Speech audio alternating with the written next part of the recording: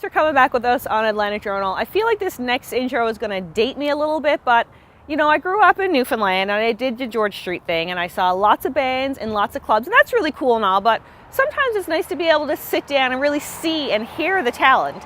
And that's what Robert Campbell and Kaylin Green of ROCA Music are offering you. Anymore, I've given up trying. ROCA Music is our house concert space, and we have this room here which seats about 70 plus people. If we haven't tested that limit yet, but we have we're hosting house concerts, workshops, and it's all about bringing music and people together and presenting some entertainment and a fun and intimate atmosphere. I've been a musician all my life. I play piano and keyboards and stuff. And over the years, I ended up working on all aspects of the business, media and management and touring and whatever. And ended up running a festival for a number of years, a pretty successful festival out in BC, Jazz and Blues Festival. And then ended up for a couple of years running an art center, doing the theater direction at an art center.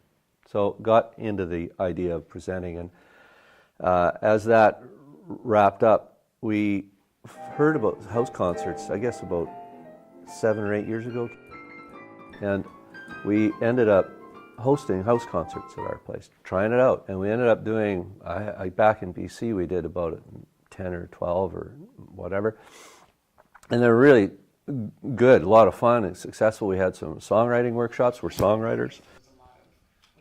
When we knew we wanted to convert this space into a music venue, destination type space, we wanted to decorate it in a way that it would be memorable and it would be fun and it would be whimsical and feel like something unique and different that you can come and relax in and have fun in. Well, as you've already seen in Robert's clips, the gutted piano. Robert found a 100-year-old piano that was not restorable on Kijiji for free, and took it apart and made a wonderful writing desk out of the cabinet. And we used the insides as wall decorations. We also have, the carpet and the curtains and whatever, so it feels a little bit like a living room. We can actually put a sofa here, even if it, to really make it look more homey and comfy. But we also had a lot of fun on the back walls with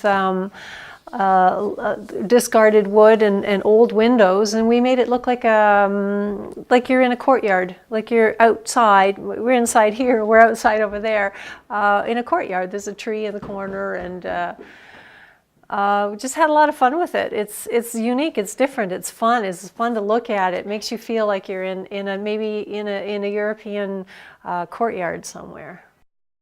But at the same time, it also looks like a formal space. There's 50 of these very comfortable, cushion-seated banquet chairs here, and just setting those up in here makes it into a more formal concert space, which is what we wanted. We didn't want it to be a house party. It's not a house party. It is all about really appreciating the music and the interaction between the musician and the artist. So even just having these chairs set up like this makes it feel a lot more formal, and people understand when they come down here. It's a concert. You listen, you sit and you listen, and you appreciate the music. We made sure that the surfaces were not going to bounce the sound around too much. We wanted the sound to be the important part of this, because we've all been into a bar or a place where the sound is just so terrible, and you can't get past that to appreciate the music. And we want to appreciate the music, so we chose the flooring. It's cork flooring. It doesn't bounce the sound as much as a wood floor, for example. There's sound paneling all over the place to absorb sound and not have it bounce all over the place, and even just the cushion chairs makes a difference in putting the carpet down. So all our decisions were very conscious about the quality of sound. Why go to a house concert as opposed to a pub or a concert hall? Because of the direct, intimate connection. Seriously, it's the single biggest thing that people notice, and they get to come relaxed and in their, people come in their blue jeans and t-shirt kind of thing. I mean, we're not dressing up for the opera here. And they're bringing their favorite wine or their cranberry juice and soda or whatever, and they're making a donation direct to the artist, and they're getting the music directly, which is it's a subtle thing that you can't really quantify and say, well, this is why, but it's just a different experience, and it's an experience that you just do not get in a bar or in a concert hall. And then you get to shake hands and be hanging out with the artist afterwards, and artists engage and answer questions, and it's a much more relaxed presentation as well.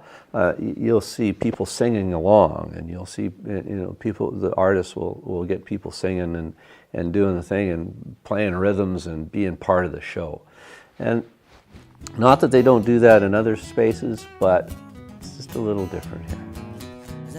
Well, in the past, we've had like Juno award-winning artists, and I guess who did we start with? Sherry Elric, and she's a well-known singer from out west, a friend of ours. And we've had Ivan Boudreau, who's from Yarmouth but lives in BC, and he's a friend of ours. And we've had Ian Sherwood and Coco Love Alcorn, who are great. Had Aaron Costello, who's a well-known local, and we had John Campbell John and Stan Carew. And Tom Swift is doing a guitar workshop. He's going to do slide and finger-picking guitar stuff this afternoon, and then a concert tonight. Tomorrow we've got Brandon Miller-Davis, who's a young fella, 18, doing a CD release here, and we're going to have him and 4 other artists playing tomorrow night for their CD release party.